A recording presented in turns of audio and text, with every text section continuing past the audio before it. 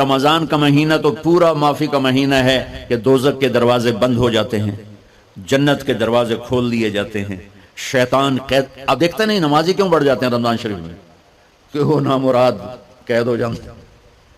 تو کسی کو زنجیروں میں باندھا ہو وہ چل تو نہیں سکتا، چھوڑ دو زنجیریں تو چل پڑے گا. تو اللہ تعالی ہم سب کی حفاظت فرمائے، کوئی دعویٰ نہ کرے، لیکن جو تھوڑا سا غفلت میں ہوتا ہے تو ایمان کمزور ہوتا ہے، انہوں تو شیطان بن کے جامع نہیں دینے. جمعے جاواں گے، جمعے کئی جمعہ بھی نہیں پڑھتے، عید پہ جاواں گے، کوئی عید بھی نہیں پڑھتا.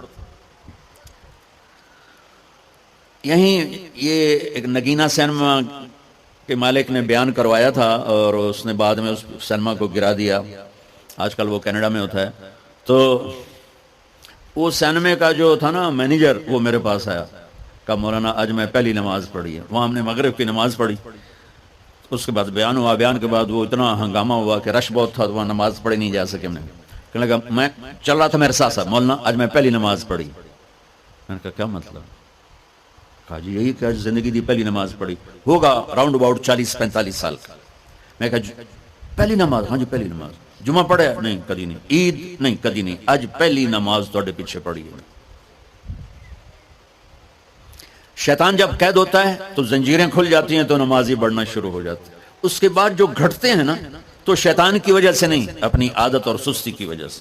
پہلے 2-3 دن بڑا جوش ہوتا ہے، پھر اس کے بعد گھٹتے کرتے کرتے ادھے کو پھر نکل جاندے ہیں، ادھے رہ جاندے ہیں. تو تراویح میں بھی پہلے پوری مسجد بھرے گی، پھر ایک صف جائے گی، پھر دوسری جائے گی، پھر تیسری جائے گی. تو بھائیو یہ رمضان آ رہا ہے، دیکھو میں ہاتھ جوڑتا ہوں، نماز 5 وقت سارا سال فرض ہے، لیکن روزے کی برکت سے کیا ہوتا ہے؟ شیطان قید ہو جاتا ہے تو وہ سارے بھاگے بھاگے آ رہے ہوتے ہیں. اللہ سے مانگ لو اس رمضان میں کہ یا اللہ ایسی توفیق دے کہ موت تک نماز نہ چھوٹ. رمضان میں بہت سے لوگ رشوت لینا چھوڑ دیتے ہیں کہ نہیں جی ہوں رمضان شریف آ گیا.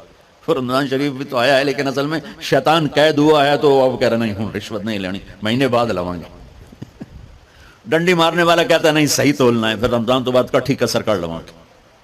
وہ کیا وجہ ہے پیچھے؟ ایک تو رمضان کی برکات ہیں، اور ایک شیطان کا قید ہونا ہے، اور ایک جنت کے دروازوں کا کھل جانا، دوزخ کے دروازوں کا بند ہونا، اللہ کے عرش کا پہلے آسمان پہ مستقل ڈیرا ڈال دینا، اور پھر اعلان کرنا ہے کوئی بخشش آنے والا ہے، کوئی معافی مانگنے والا ہے، کوئی توبہ کرنے والا ہے، کوئی جنت مانگنے والا ہے، کوئی دنیا مانگنے والا، آؤ مانگو. اور ایک فرشتہ اعلان کرتا ہے اے بھلائی کے چاہنے والے شاباش آگے بڑھ، اور دوسرا فرشتہ اعلان کرتا ہے اے برائی کے کرنے والے بس کر اور واپس آ جا، بس کر اور واپس آ جا. رمضان کا مطلب ہے جل جانا.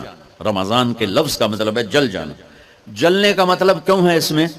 کہ رمضان میں اللہ سارے گناہوں سے اپنے بندوں کو پاک کر دیتا ہے اور ان کے گناہوں کو جلا دیتا ہے، جس سے وہ پاک ہو کر سونا آگ میں جل کے خالص ہو کے باہر آتا ہے. روزہ رکھنے والا بھوک کی آگ میں جل کے خالص ہو کے باہر آ جاتا ہے، اللہ اس کے سارے گناہ معاف فرماتا ہے. دھیان نال سنیں، سب سے اعلیٰ درجے کا مسلمان، میرے نبی کا جواب، جو سارا دن مصلی پہ بیٹھا رہے، جو ہر سال حج عمرہ کرے، جو مسجد سے نہ نکلے، جو رات کو قرآن پڑھے، دن میں روزے رکھے. نہیں، سنو غور سے سنو. من سلم المسلمون لسانہ ویدہ،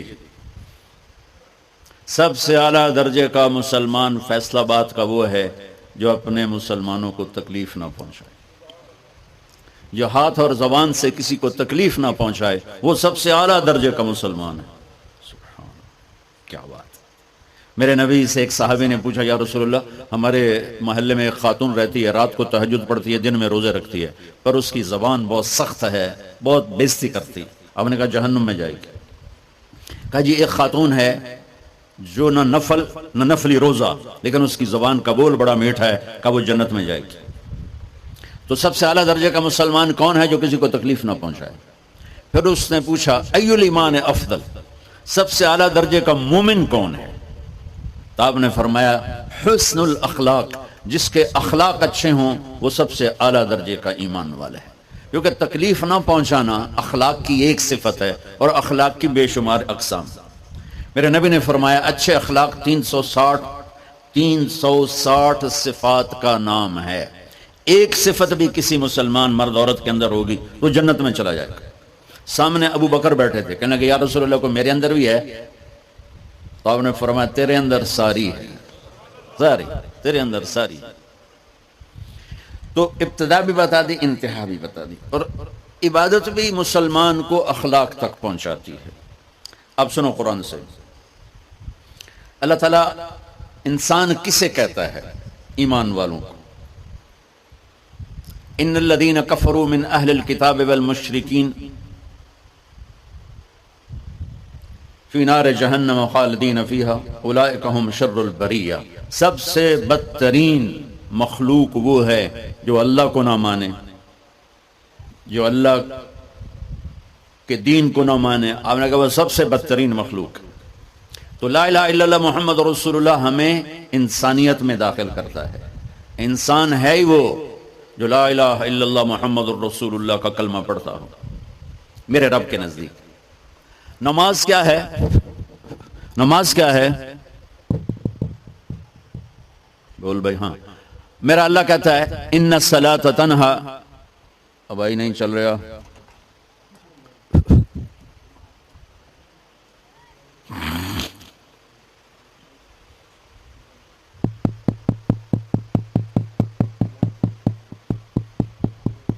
تھوڑی آواز ہے.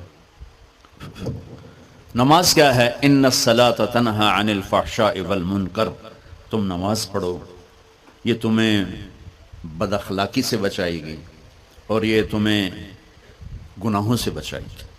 تو نماز بھی انسان کو اخلاق تک لے جا رہی ہے. فحاشی سے بچائے گی، گناہوں سے بچائے گی، اخلاق کی طرف سفر. روزہ آ رہا ہے.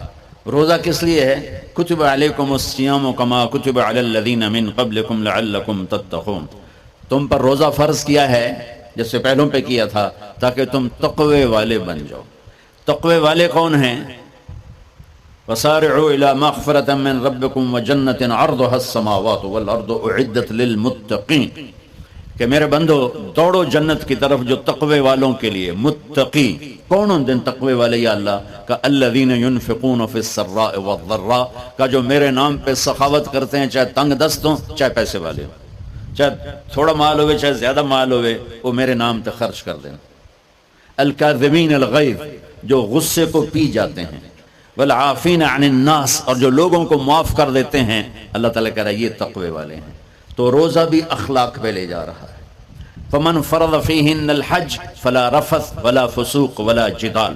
میرے رب نے کہا حج کا ارادہ کر لیا ہے تو زبان کی گندی، زبان کا گندا لہجہ اور زبان کے گندے بول سے بچو، لڑائی سے بچو، گناہوں سے بچو. تو حج بھی میٹھے بول پہ لا رہا ہے، لڑائی سے بچنے پہ لا رہا ہے، نافرمانی سے بچنے پہ لا رہا ہے. خذ من اموالہم صدقۃ تطہرہم وتزکیہم بہا وصلی علیہم. میرا رب فرما رہا ہے میرے محبوب ان سے زکوٰۃ لیں اور ان کو پاک کریں اور ان کا تزکیہ کریں، ان کو ایک اچھا انسان بنائیں. زکوٰۃ ہو اخلاق بنتے ہیں، روزہ ہو اخلاق بنتے ہیں، حج ہو اخلاق بنتے ہیں، نماز ہو اخلاق بنتے ہیں، کلمہ ہو انسان بنتا ہے. یہ اتنا زور کیوں دیا ہے اخلاق پر کہ میرے بھائیو اچھا معاشرہ جو وجود میں آتا ہے وہ ایک دوسرے کو معاف کرنے سے وجود میں آتا ہے.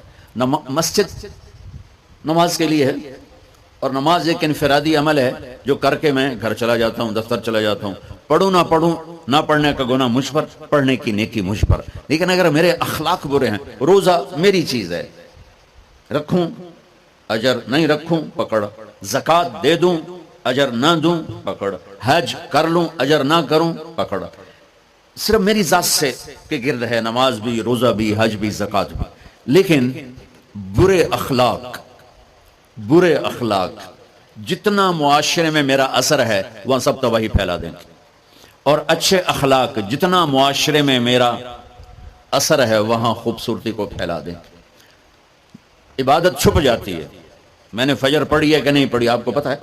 بولو آپ نے پڑھی ہے یا نہیں پڑھی؟ مجھے کوئی پتہ ہے نہیں ہے. لیکن یہاں بیٹھ کے اللہ نہ کرے میں فرقہ واریت کی بات کروں، آپ سب کو پتہ چلے گا کہ نہیں چلے گا کہ مولوی اگلا رہا ہے. اور یہاں بیٹھ کے میں محبت کی بات کروں تو آپ کو پتہ چلے گا کہ نہیں چلے گا کہ یہ محمد مصطفیٰ صلی اللہ علیہ وسلم والے اخلاق بتا رہا ہے. تو اخلاق چھپتے نہیں، برے ہوں یا اچھے ہوں ظاہر ہوتے ہیں. اور سب سے زیادہ اس آدمی کا خاندان جس آدمی کو بدتمیزی کی عادت ہے وہ بیوی کے دل کو برباد کر دے گا، ماں باپ کے دل کو برباد کر دے گا، اولاد کو برباد کر دے گا، دوستوں کو، نوکروں کو برباد کر دے گا۔ اس کے نوکر سامنے کہیں گے میاں صاحب، شیخ صاحب، سیٹھ صاحب، خان صاحب، اتھے جا کے گالی کڈن گے۔ اور جس کے اخلاق اچھے ہوتے ہیں وہ اپنے گھر کو خوبصورت بنا دیتا ہے، رشتوں کو خوبصورت بنا دیتا ہے، ملازموں کو خوبصورت بنا دیتا ہے، اپنے کاروبار کو، اپنی زندگی کو، ہر پہلو اس کا خوبصورت ہو جاتا ہے۔ اچھے اخلاق لباس کی طرح ہیں جو میرا ہر عیب چھپا لیتے ہیں، اور برے اخلاق ننگے آدمی کی طرح ہے جس کا ہر عیب سامنے آ جاتا ہے۔